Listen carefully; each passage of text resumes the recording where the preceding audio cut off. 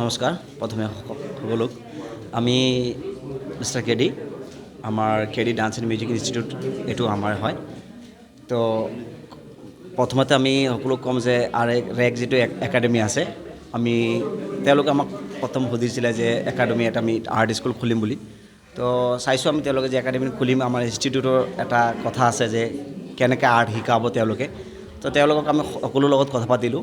পতাৰ পিছত চাইছোঁ যে বহুত এডভান্স তেওঁলোকে আৰ্ট শিকাৰ প্লেনিং কৰি আছে বা বহুত তেওঁলোকৰ মটিভটো বহুত ভাল। এইটো কাৰণে আমি ভাবিছোঁ যে স্কুলৰ ল'ৰা ছোৱালীক আগবঢ়াই যাবলৈ পুছ কৰাটো আমাৰ কৰ্তব্য, আৰু আমি কৰিলে ভাল হ'ব ল'ৰা ছোৱালীৰ কাৰণে।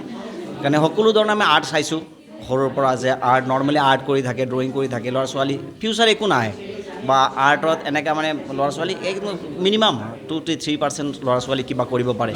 কিন্তু তেওঁলোকৰ যিটো ৰেক আছে, এইটো RSC একাডেমিটো, তেওঁলোকে এডভান্স কিবা শিকাৰ কাৰণে বা তেওঁলোকৰ টিচাৰবিলাকক বহুত ভাল তেওঁলোকক অপৰচুনিটি দিব বিচাৰি আছে।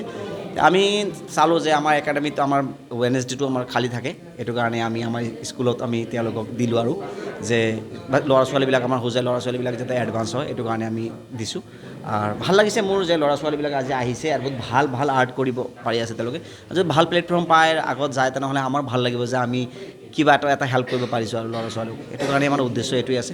এইটো কাৰণে আমি সকলোক এইটো মেছেজ দিব পাৰোঁ কি ল'ৰা ছোৱালীবিলাক চাওক, ল'ৰা ছোৱালীবিলাক আমাৰ হয়, আমি আমাৰ বুলি কওঁ, কিন্তু ল'ৰা ছোৱালী গড গিফ্ট হয়।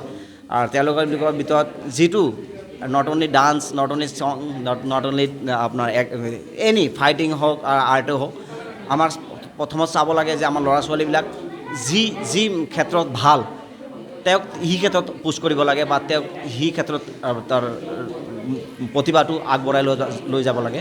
এইটো কাৰণে আৰ্ট যদি ভাল কৰে তেওঁলোকক আৰ্টত দিয়ক, ডান্স ভাল কৰে ডান্সত দিয়ক, যদি গীটাৰ ভাল কৰে গীটাৰত দিয়ক। আমাৰ একাডেমিতে সকলো ধৰণৰ ক্লাছ হয়, গীটাৰ ক্লাছ হয়, জুম্বা ক্লাছ হয়, ডান্স ক্লাছ হয়, আৰ্ট ক্লাছ হয়, ছিংগিং ক্লাছ হয়। তো সকলো কৰাব পাৰে, আৰু যিবিলাক ক্লাছ কৰিব সকলোৱে চব চাৰ্টিফাইড, প্লাছ বহুত ভাল ভাল টিচাৰক পঢ়াব। একাডেমিটো আমাৰ লালপট্টি নিয়াৰ ননী গোপাল গেষ্ট হাউচ, আৰু আমাৰ ননী গোপাল গেষ্ট হাউচৰ লগতে আছে KD dance and music institute.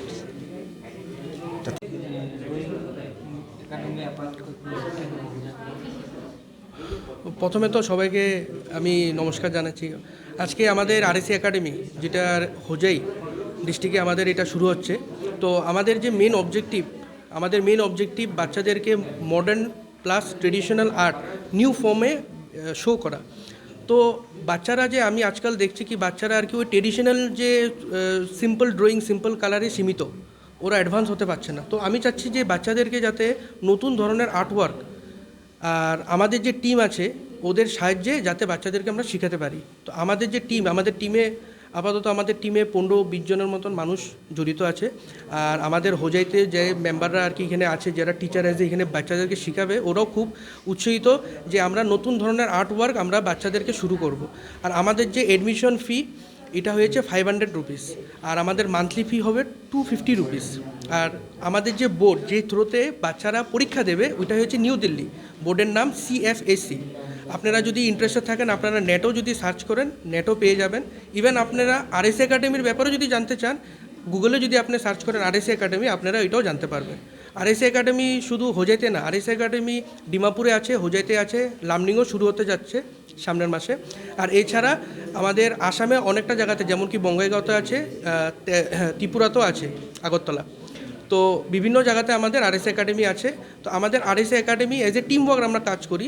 তো আমাদের মেন মোটিভই যে বাচ্চাদেরকে ভালোভাবে গাইড করা, সো দ্যাট আমরা যাতে ফিউচারে বাচ্চাদেরকে কিছু একটা লাইন দিতে পারি আর্টের স্কোপে। যেমন কি আজকাল আমরা মনে করি যে বাচ্চারা শুধু আমার কাছে আর্ট শিকার পরে যাতে ওদের সার্টিফিকেট দিয়ে ওদের সঙ্গে সম্পর্ক বন্ধ করা, এমনটা আমরা চাই না। আমরা চাইছি কি যাতে বাচ্চারা যাতে পুরো শেষ করার পরে আমাদের এখানে যাতে স্কোপ থাকে।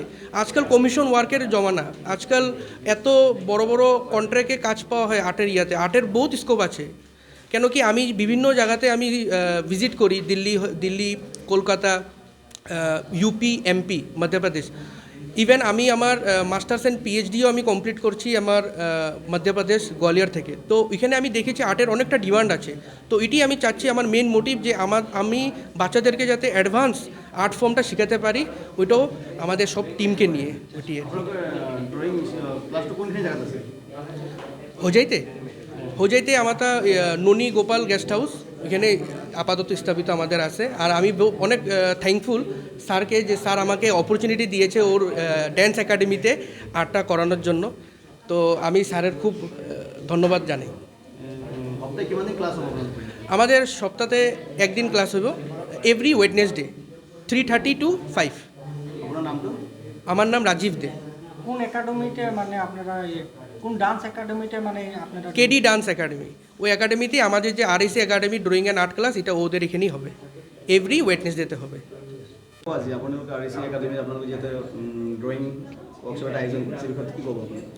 আমি আজি ইয়াত ড্ৰয়িং আয়োজন কৰিছোঁ ৱৰ্কশ্বপখন।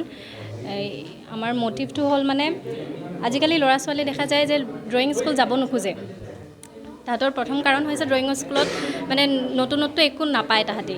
তো আমি আমাৰ ৱৰ্কশ্বপৰ দ্বাৰা হওক বা আমি যিখন স্কুল আমি চলাই লৈ গৈ আছোঁ, সেই স্কুলত আমি নতুনত্ব আনিব বিচাৰিছোঁ।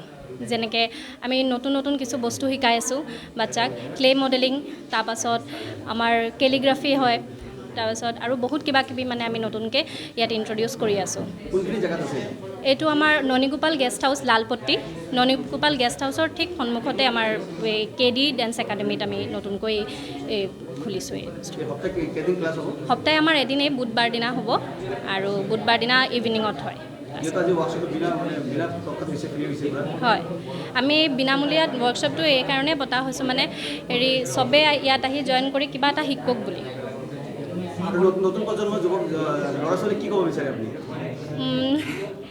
সেইটোৱে আৰু চবেই আজিকালি ড্ৰয়িংটো মানে আজিকালি মানে কি হ'ল, আৰ্ট আৰু ড্ৰয়িঙৰ ভিতৰত এটা পাৰ্থক্য আছে, সেইটো আজিকালি মানুহে নজনা হৈছে।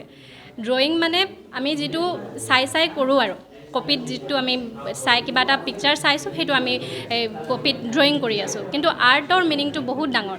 সেই আৰ্টৰ মিনিংটো, ট্ৰু মিনিংটো আমি ইয়াত ধৰিব বিচাৰিছোঁ মানে লাইক সেইটো আমি ইয়াত আমাৰ একাডেমিত real true meaning of art, আমি যোনটো আৰ্টৰ ট্ৰু মিনিং হয় সেইটো আমি আমাৰ ক্লাছত শিকাম। আমাৰ ৰাজীৱ ছাৰ, তেখেতে আমাৰ ইনচাৰ্জ হয়। ৰাজীৱ ছাৰৰ ডিমাপুৰত আৰ্ট স্কুল আছে, সেই ৰাজীৱ ছাৰৰ আণ্ডাৰতে আমি কাম কৰি আছোঁ, আৰু ৰাজীৱ ছাৰ আমাৰ ইনচাৰ্জ হয়। আজি এইখিনি ষ্টুডেণ্ট হৈছে আমাৰ প্ৰথম দিনা ৱৰ্কশ্বপৰ। আরএসি একাডেমি তুমি কি কবা? আরএসি একাডেমি ভালো হয়, আমি এখানে ড্রয়িং শিখতে চাই। কেরম লাগছে ড্রয়িং আজকে করছো? কেরম লাগছে? ভালো লাগছে। কি ড্রয়িং করছো আজকে তুমি? আজকে এটা ড্রয়িং করছি। তোমার নাম? আমার নাম স্নিগ্ধা মালিক। আজি ফার্স্ট টাইম না আপোনালোকে ইয়াত ফার্স্ট কৰিছে ইয়াতে, আৰু কি ক'ব বিচাৰিবা? আৰএস ইয়াতে কৰি ভালেই লাগিছে, আৰএছ একাডেমি ভাল লাগিছে।